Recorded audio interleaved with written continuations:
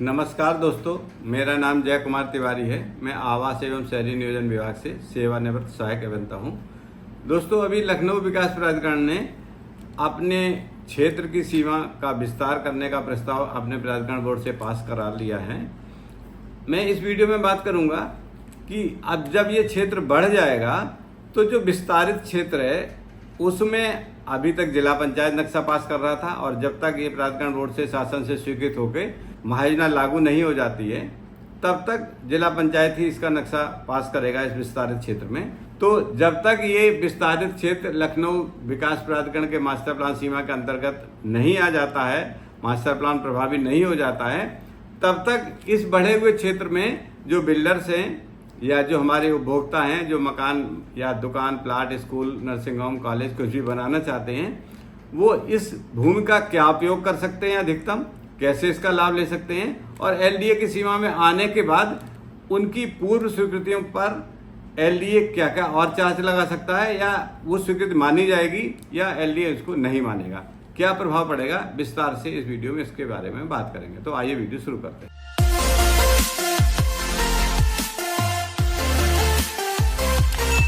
दोस्तों, जैसा कि आपको मालूम है कि 5 जुलाई 2024 को लखनऊ विकास प्राधिकरण ने एक प्रस्ताव अपनी बोर्ड बैठक में पास किया है। उस प्रस्ताव में लखनऊ विकास प्राधिकरण की सीमा का विस्तार पूरे लखनऊ जिले के लिए प्रस्तावित किया गया। सीमा का विस्तार करके पूरे लखनऊ को अपनी सीमा में शामिल कर लिया जाएगा, ऐसा प्रस्ताव है। हाँ, इसमें जो कैंट का क्षेत्र है या जो लीडा में प्रभावित गांव हैं, जो लीडा के अंतर्गत आ रहे हैं, उन गांवों को नहीं शामिल किया जा सकता है। वो पहले से अलग हैं और अब भी अलग रहेंगे।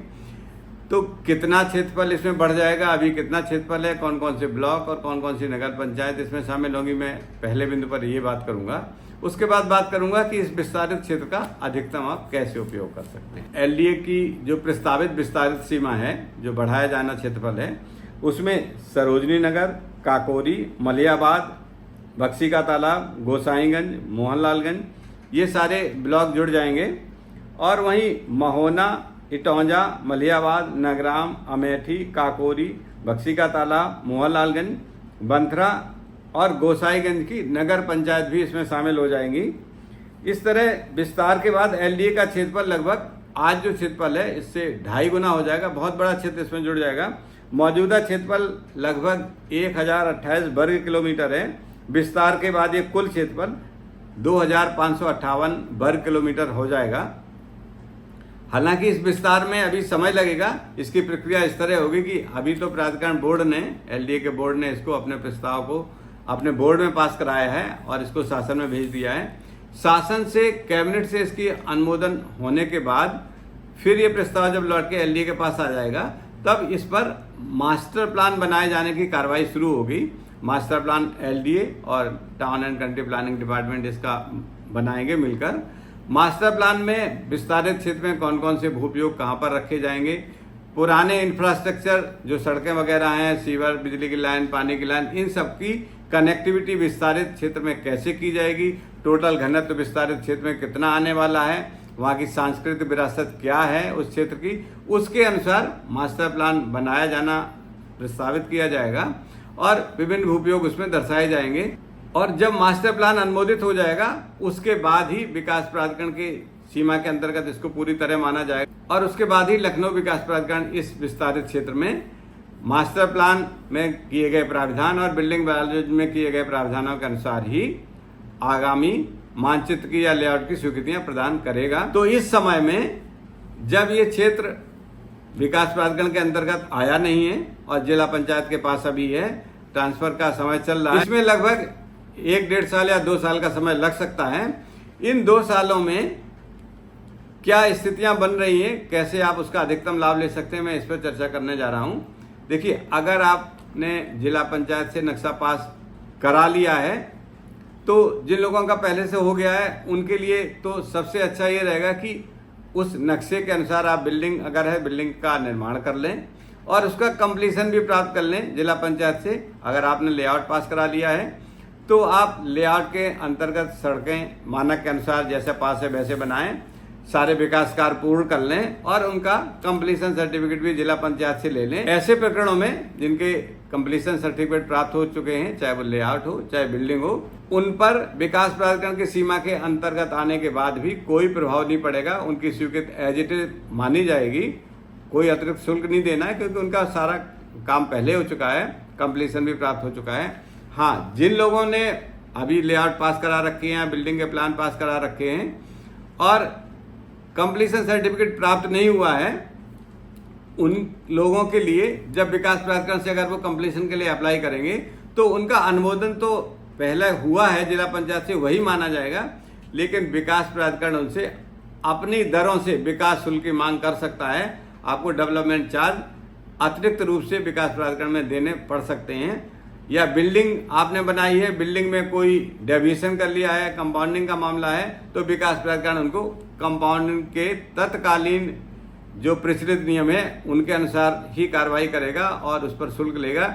वर्तमान समय में जो अतिरिक्त कंपाउंडिंग के लिए पोर्शन दर्शाए जाते हैं जिन पर कि स्वीकृत से भिन्न निर्माण किया गया, वो कंपाउंड नहीं हो रहे हैं, तो ऐसी बिल्डिंग जिनका निर्माण स्वीकृत से भिन्न होगा उनके लिए विकास प्राधिकरण तत्कालीन कंपाउंडिंग के प्रचलित नियमों के अंतर्गत ही कार्रवाई करेगा। हाँ, अगर आपकी बिल्डिंग नियमानुसार बनी है और आप कंप्लीशन सर्टिफिकेट लेना चाहेंगे, उस समय जब वो एलडीए में आ जाएगा तो विकास प्राधिकरण आपसे डेवलपमेंट चार्ज का डिफरेंस का मांग कर सकता है। लेकिन कुछ लोग ऐसे होंगे जो अब इस समय में, जो 1-2 साल का समय लग रहा है, इस समय में अपने लेआउट पास कराना चाहेंगे जिला पंचायत से या बिल्डिंग का नक्शा पास कराना चाहेंगे, उनके लिए भी कोई दिक्कत नहीं है। ये लोग अपना नक्शा या लेआउट पास करा सकते हैं।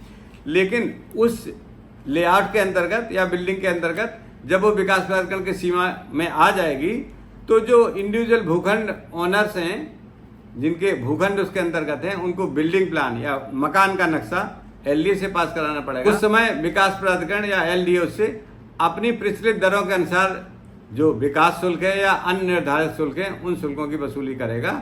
और भवन के बारे में भी, अगर वो भवन का नक्शा अभी इस विस्तारित क्षेत्र में अगले 1-2 सालों में कोई पास कराता है, तो जब वो विकास प्राधिकरण सीमा के अंतर्गत आ जाएगा तो कंप्लीशन सर्टिफिकेट लेते समय उनसे सारे शुल्क लिए जा सकते हैं। और अगर कुछ लोग ऐसा समझ रहे हैं कि अभी तो जिला पंचायत के पास है, विकास प्राधिकरण में आया नहीं, ना तो हम जिला पंचायत से पास कराएंगे और एलडीए तो अभी आया ही नहीं है, इस अफरा तफरी के समय का अगर वो ये कहना चाह रहे हैं कि मैं इसमें अवैध निर्माण कर लूंगा, तो ऐसा बिल्कुल संभव नहीं है।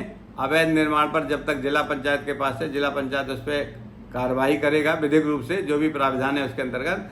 और उस कार्रवाई के दस्तावेज अगर वो एलडीए को हैंडओवर कर देगा तो एलडीए भी उन दस्तावेजों के आधार पर उस अवैध निर्माण की क्रिया को अपने नियमों के अनुसार प्रतिबंधित करेगा और उस पर UP urban planning and development act 1973 के अंतर्गत जो भी कार्रवाई होगी वो कार्रवाई उस अवैध निर्माणों पर की जाएगी।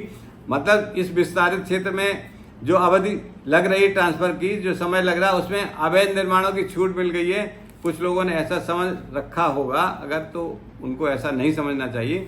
अवैध निर्माण करना भी प्रतिबंधित अभी भी है, पहले भी था। जिला पंचायत अभी भी कार्रवाई कर रहा है और जिला पंचायत से दस्तावेज प्राप्त करके एलडीए भी उन पर कार्रवाई करे। इस सूचना के साथ ये वीडियो यहीं समाप्त होता है। अगले वीडियो में किसी महत्वपूर्ण बिंदु पर फिर आपसे चर्चा करेंगे। नमस्कार।